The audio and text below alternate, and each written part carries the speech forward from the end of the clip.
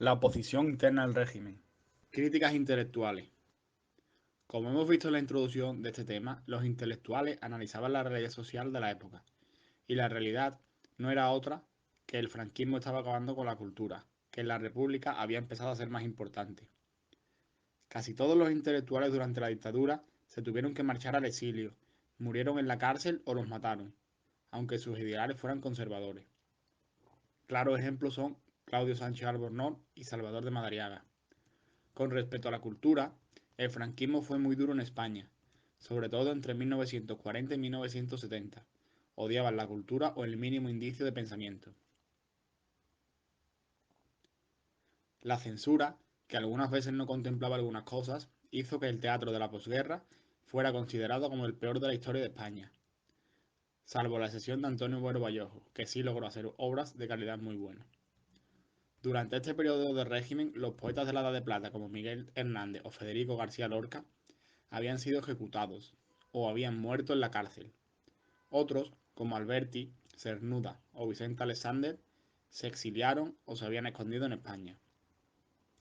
La investigación científica durante el régimen casi ni existía, y los que lo intentaban no les quedó más remedio que emigrar, como Severo Ochoa.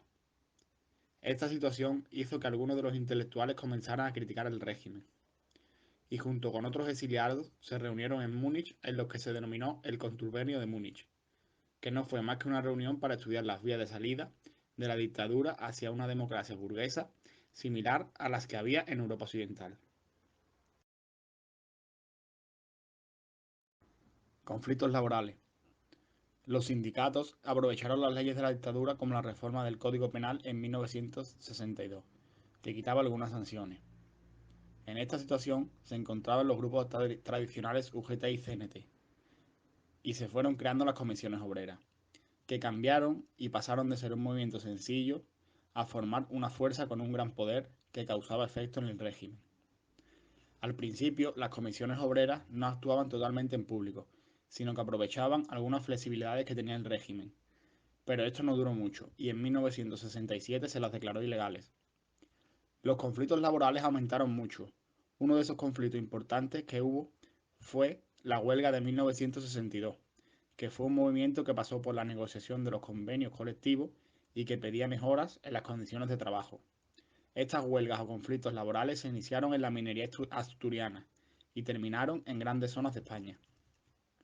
Un año después se volvieron a producir las 88 huelgas en la minería asturiana, y como siguió habiendo represión policial, algunos intelectuales firmaron dos escritos protestando por estas acciones policiales.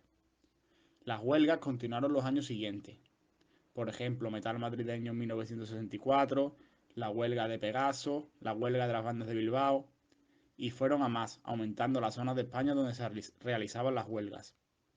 Las provincias donde más huelgas se realizaron fueron Madrid, Barcelona, Asturias, Bilbao, San Sebastián o Sevilla. Conflictos estudiantiles. Conforme el régimen se fue abriendo, aparecieron las primeras protestas estudiantiles.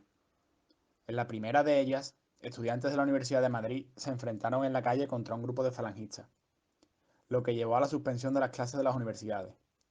Conforme iba avanzando la dictadura, los conflictos estudiantiles iban creciendo. Los universitarios estaban en contra de la dictadura y formaron un grupo llamado CUDE que dirigió esta lucha. La CUDE se manifestó en huelgas estudiantiles y en la Semana de la Revolución Universitaria y realizó juicios a profesores y críticas.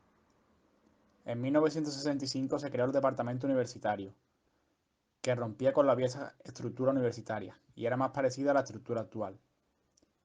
Muchos de los que entran como profesores a las universidades, por aquel entonces, ya eran jóvenes licenciados, influidos por el marxismo y en contra del franquismo, y cambiaron la enseñanza y buscaban una nueva dinámica frente a alumnos reivindicativos.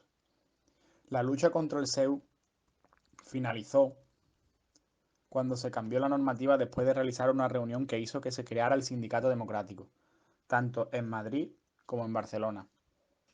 A principios de los 70 adquirió más fuerza aún el movimiento estudiantil y se comenzó a expresar el rechazo al régimen de forma más pública.